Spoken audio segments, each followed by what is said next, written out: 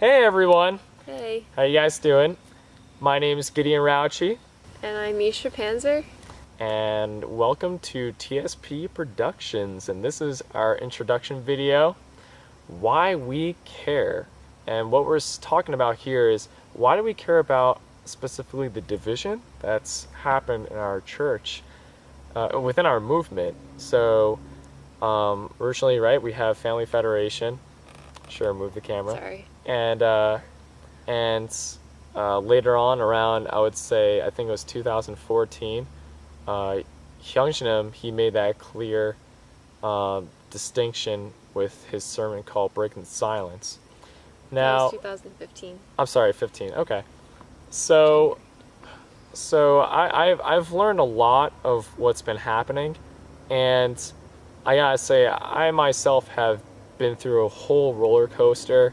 I've noticed I had some cognitive dissonance within myself. I had to break through some walls of understanding things, and I've been through some phases. That's so funny now that when I talk to some brothers and sisters, I see the phase where they're out of understanding of life, and I just reflect on looking, wow, that's where I was in life of thinking.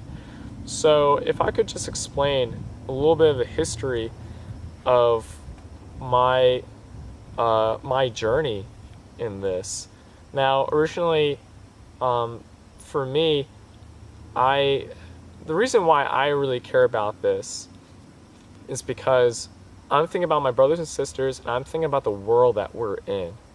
Now, back in 2013, I was starting to understand about the economy, about the politics of the world, and I noticed that in our church, under Family Federation, under True Mother at the time, we really weren't honed in or so focused on the politics of the world and the economy, and also like social issues. So for me, I studied so much where I got to understand, wow, you know what, we're going to be at a economic turmoil at some point, at an economic crash. At the time, America was at a $17 trillion debt, and right now I think it's like either 19 or 20 trillion dollars right now. As it keeps on going, the dollar's going to collapse, and the whole country is going to go under chaos. You know, we're now looking at it right now because most of us live very comfortably in our lives, but because we have our heads under the mud,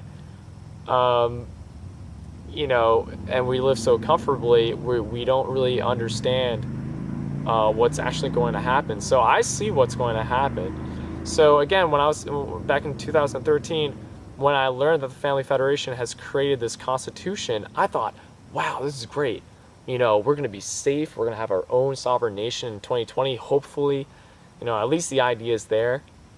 Not only that, I learned about free market capitalism, how that actually makes a society really prosperous, and not only that, even more moral than a social society. So, when I learned about this, I was really excited because, you know, while the whole world could be burning, we could live in a safe haven in some land where other people from other nations could come and join, and hopefully a capitalist system where people could prosper. You know, so in a way, it could be like the light and savior of the world. So once I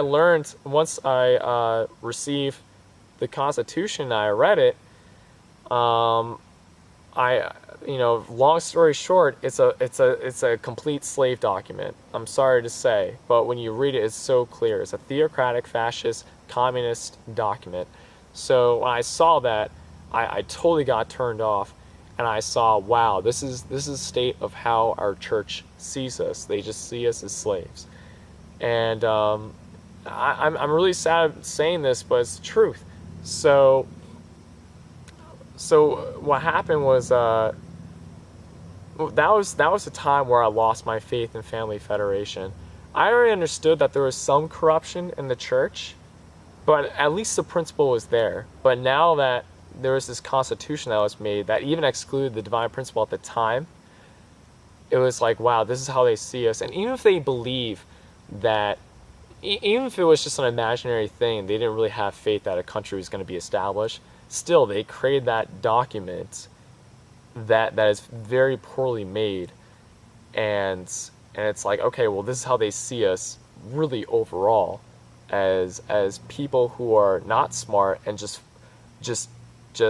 our value is just blind obedience to leaders. So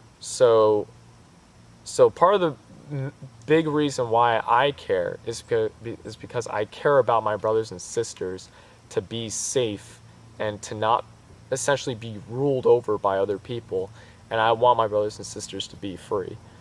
So, and I think that's fair, and I think that's even what God wants, and that's what True Father wants, of how he described about Chunilguk, to be a land of freedom and autonomy. So Misha, you could share on your side. I guess for a more personal, anecdotal side, my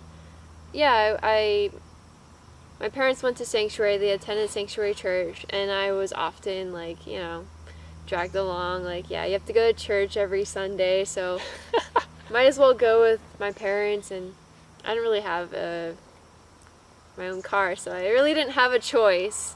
But just because I was there doesn't mean I was all gung-ho for it. I was really processing, and it took me several months to get to this point where I felt like I owned my faith. And I think that's important for people to really own their faith. And it's not just a blind faith. I feel a peace because I feel that my intellect, my emotion is aligning with my will, with what I'm doing. Yeah, throwing that DP. DP Please right go there. on, yeah. Yeah, like I think a lot of what our church is missing is they're just telling you have absolute faith in True Mother. But you're hearing all these, pretty scandalous things, and like, rumors aside, like, just listen to a few speeches and, like, discern for yourself, like, do I actually agree with this? And we're not telling you have to agree with us. We're telling you to think for yourself, and I think that's healthy in a life of faith. I think it's important to have leaders, but still that you have a mind of your own to make that clear judgment. Now, sure, Family Fed for now is not forcing people, or especially in America, that you have to obey Mother, otherwise you're going to get reprimanded for something like that. At least in America. In Japan and Korea, it's a little bit more chaotic. But anyway, the thing is, it's we're not saying that there shouldn't be leaders and you should just do your own thing. There needs to be a balance. There needs to be organization and there a does structure. need to be organization. There does need to be, I mean, naturally that's going to happen. You're always going to have a church. You're always going to have structure. You're always going to have leaders. The difference is to not completely submit yourself to their direction. To still, you have the freedom to evaluate what is happening. Rather than just blindly following, that you're a free human being, that you could think for yourself, and you could see if these leaders are being aligned with God. If these leaders are being aligned with God, how you sincerely see it, then fine, so be it. Then that it's okay to be the object, you could say, to these leaders. But if these leaders are clearly not being objective to God, then you have to be honest with yourself and to cut yourself from that. Unless if you want to improve leadership, okay, fine, or some way, but don't be subjugated by leaders who are not being clearly obedient to God. I think that's the direction that you wanted to go to, Mish. Yeah, if you end up believing that True Mother is united with True Father and is doing the right thing, then after you studied about everything, then fine, like. I would have a lot more respect for you if you know everything what's going on, and then, I mean, I'd be kind of surprised, but I would have a lot more respect for you. Yeah. From my experience of this, it's funny when I talk to people about this situation, and I actually see that a lot of people, again, like how there's second gen who are feminists, but they're feminists for the right reasons of equal rights, but they don't actually know what the movement is really for, ultimately. I feel like that, right? It's like that with Family Federation, where there's people who have very good thoughts, who have a very good heart. Intentions. They have very good intentions. They have very good understanding of DP, of what Father said, all that stuff, But the thing is, they have no idea that the main church is actually going in a different direction. It is not aligned with what they're thinking. The conversations I had with brothers and sisters about this stuff, the things they say, it's like, Hyunjin's the one that would agree with you on that. Not True Mother. True Mother's in a very different direction. So yeah, we do encourage you to study this really on your own. But here's the thing too. If you study this, if you are very studious about this and understanding what's really happening, what's really the truth, now, I mean, it's going to sound scary, but I'll make it a little light in the end. You bear that responsibility now of understanding the truth. And if you are in fear of thinking, okay, well, I understand what's going on in the direction, but you know what? I feel comfortable where I am. My family's comfortable. I don't want to rock the boat. I don't want to shake it. And I don't see, plus I don't even see the comfortability of the happiness of where Sanctuary is going. Number one, I'm sorry to say, that's not a good level of thinking. Sure, we all want to be happy. Sure, we want to live comfortably. Of course, who doesn't? But this is not what, if anything, this is not what we're taught by True Father. We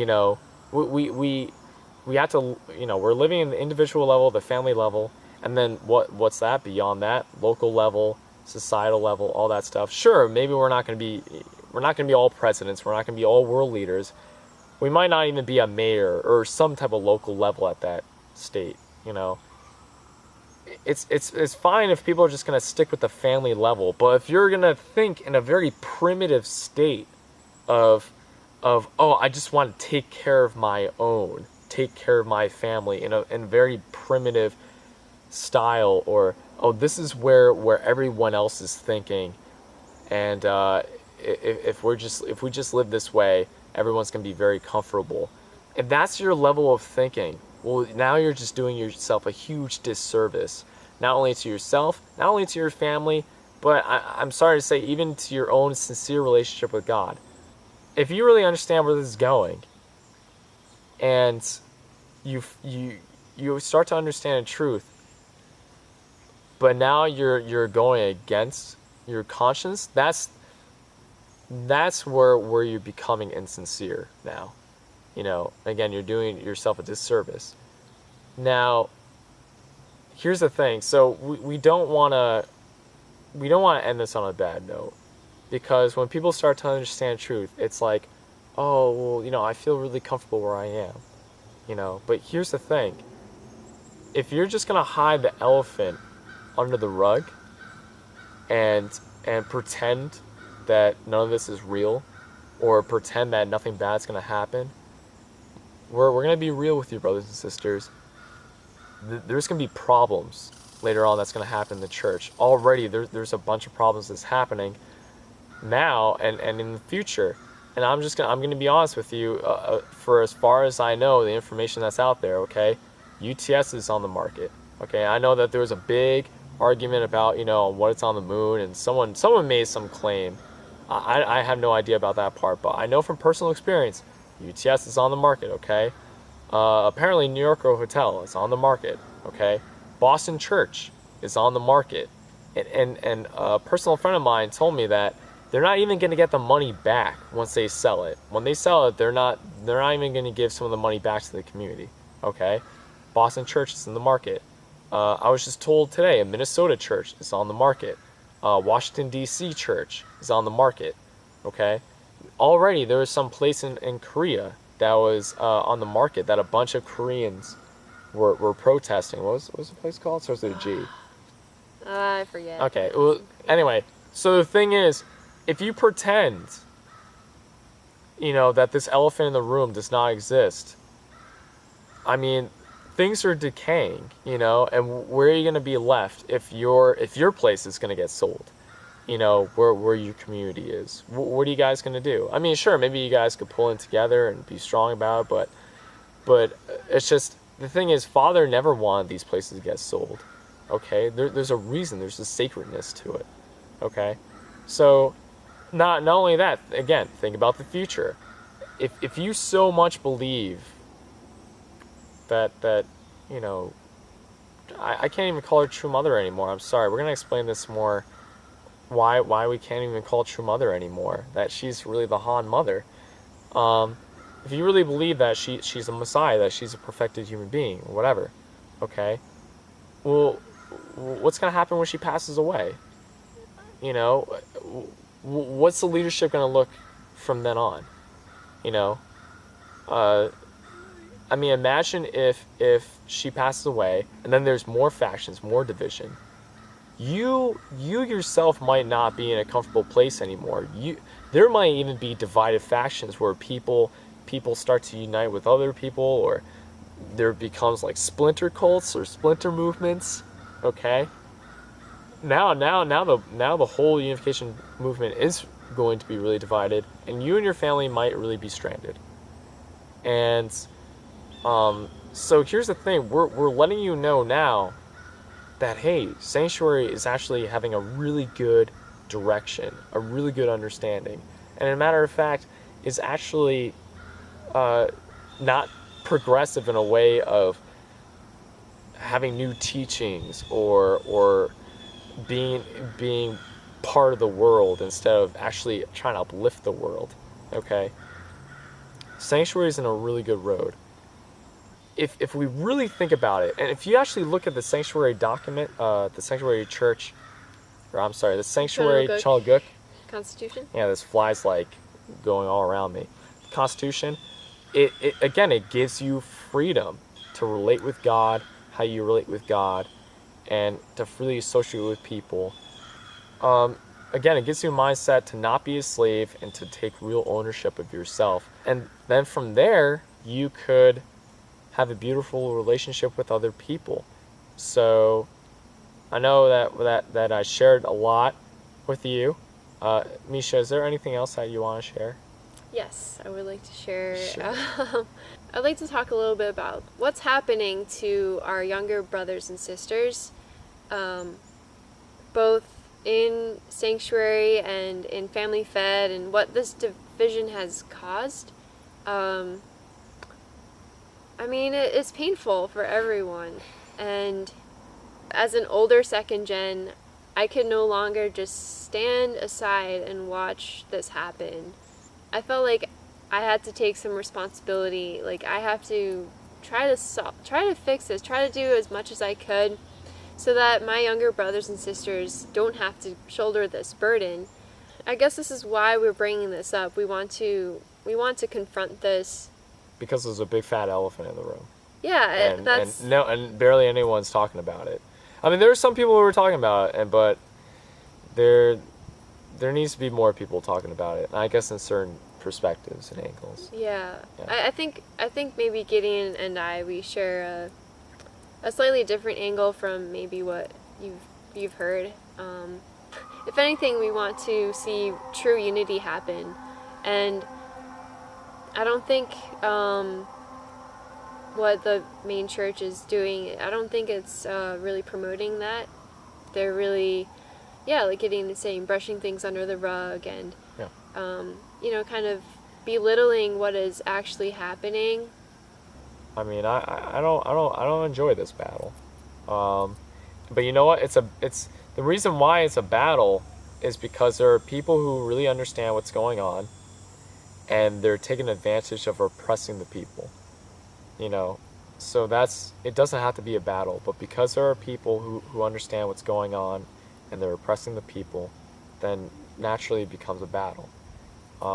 We don't want it to be a battle, but if people are going to want to keep their positions, then, I mean, what else can you do, you know? We can't just be, like, we can't just be a bunch of lambs about this. Like, we gotta defend people, whether they know they're being oppressed or not. If you know what's happening, you can't just lay back, because your brothers and sisters are being oppressed. So anyway, go on, Mish. Yeah, I guess going back to thinking for yourself, I think each person has to, each second gen who's born into this church has to decide for themselves, do I really believe in this? That's something each person eventually has to decide. And I want to challenge those people who have decided to stay in this church. If you believe and want to see this movement grow, then I want to challenge you. I want to challenge you. All right. I want to challenge you to take ownership of the future of this movement and not let these leaders run amok. I think both Gideon and I are trying to do that. We want to do as much as we can, which is why we're out here in the woods getting eaten by mosquitoes and talking to you guys, talking to a camera off the side of the road. Me and Mish we're not expecting you to have like a blowhorn. If you understand what's happening, we're not expecting you to have a blowhorn and join us in our activism, you could say. It's just aligning yourself with the truth of what's happening, and we're not asking you to break ties with your friends and family. If anything, just for you to understand, to eventually break ties with what the main direction of the church is wanting you to go. But to still have the heart to embrace all brothers and sisters. Later on in our videos, we are going to talk about truth. We have to make clear distinctions of what's happening. We can't just cower away. But at the same time, we're not disregarding the heart, because with God, there's truth, but there's also love. People could use truth and use that to their advantage to do evil things. Here at TSP, we're not doing that. We really care about our brothers and sisters. We really care about the principles and traditions, and we really care about True Father. So that's something that we don't want to disregard. Again, when we talk about these things that's happening, we're not doing it with hate. We're doing it with really pure love, and as maybe not as pure as God, but like, I don't want to put myself in that high of a standard, but with extremely good intentions, that we really love our brothers and sisters. That also we really love True Mother and appreciate what she's been through in life. Of her service and her sacrifice. So again, I think this should be our conclusion. Yeah. We talked for a really long time. Oh my God. But anyways, so we're gonna talk more about this, and things are gonna be very evident, and we will always welcome people on the comment sections. We're not gonna close comments. As a matter of fact, we welcome it. And if any of you have something that you want to share, or even if you want to, be interviewed about what you think about things, or if there's some type of misguided, maybe there's something we said that was wrong and that we need to clarify. All right, fine. Here's the thing. It's high noon. It's open. you know, we'll allow different opinions to come by and facts to come by and prove us wrong. You know, we gladly accept that. This is because we're trying to set up a different culture that's different from Family Federation. Instead of just hiding things and putting things under the rug, we want to be open, we want to be honest, and we want to have a healthy debate as well to improve our understanding of spiritual life and so on.